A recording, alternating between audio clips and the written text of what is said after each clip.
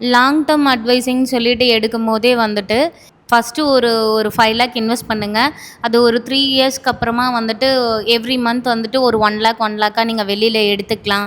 அப்படிங்கிற மாரி நெறைய அட்வைசரியில சொல்றாங்களே, அது சாத்தியமா? பாருங்க, இங்கே நிறைய ஸ்கீம்ஸ் இருக்குது. பணம் 3 வகையான ஆளுங்க இருப்பாங்க எப்பவுமே இன்வெஸ்டிங்கில். ஒன்று ரெவென்யூ மேக்கிங்கில் வருவாங்க. அவங்க வந்து பார்த்திங்கன்னா எனக்கு பணம் சம்பாதிக்கணும் அவ்வளோதான். இன்றைக்கி வாங்குவேன், விற்பேன், பணம் வரும், பணம் எடுத்துகிட்டு போவேன். டே ட்ரேடர்ஸ் இப்படி தான் இருப்பாங்க.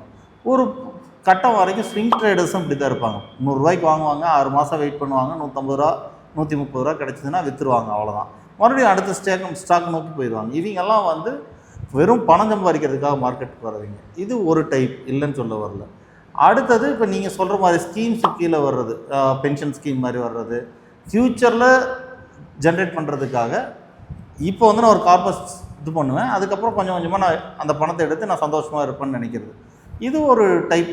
இல்லைன்னுலாம் சொல்ல வரல. உண்மையிலுமே பண்ண முடியுமானா முடியும்.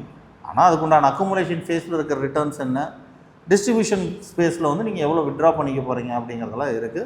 இது தாராளமாக சிஸ்டமேட்டிக் விட்ராவல் பிளானில் வந்து பண்ணலாம். 3வது வெல்த் மேக்கிங்னு ஒரு ஆளுங்க இருக்காங்க.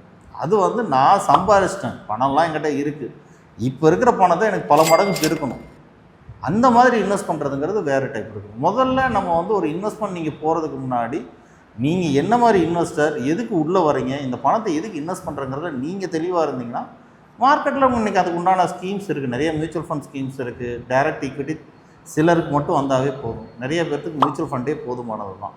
ஆனால் காம்பவுண்டிங் வந்து இந்த மாதிரி நேராக ஒர்க் ஆகாது. க்ரைசிஸ் டைம்ஸும் வராது. அதுக்கு வந்து நீங்கள் தயாராக இருக்கணும் லாங் டேர்ம் இன்வெஸ்டிங் பண்ணணும்.